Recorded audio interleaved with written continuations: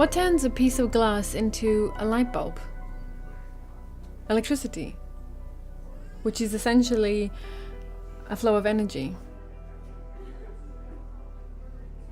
I mean, I can have a light bulb, I can have as many as I want, but unless there's electricity, there isn't going to be any light.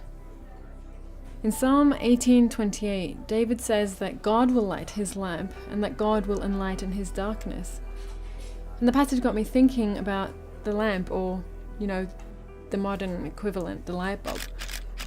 Okay, so I took that image and I got to imagining myself as a light bulb. And I thought, okay, so what am I like? Do I emit light? If so, when? Am I shining all the time or just occasionally? Do I flicker on and off? And what switches me off?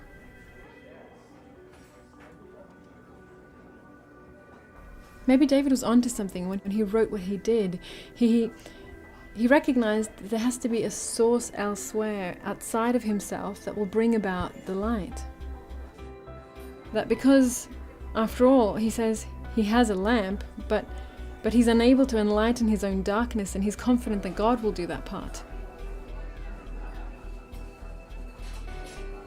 And in mulling it over in my mind, I got to thinking, I found myself asking questions like, am I connected to God?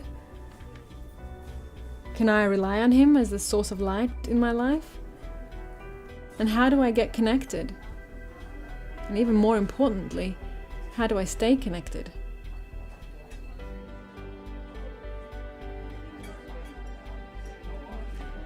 I mean, if I were to ask you what kind of a light bulb you were, what would you say?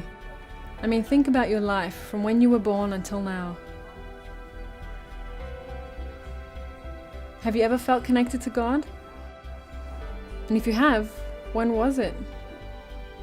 When was the time you felt least connected?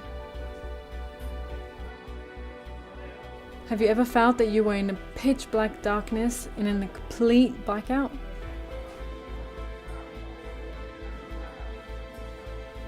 I mean, the way I see it is, we're all light bulbs.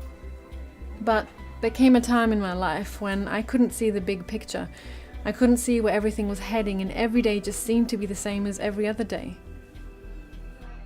So, at some point I just decided for myself that being a light bulb isn't enough. And it was this text that inspired me, that encouraged me to be more than a light bulb, to be more than someone who just eats and sleeps, goes to work and socializes and, eventually dies. I'm not saying I've mastered that by any stretch of the imagination, but I've definitely been inspired to live more fully.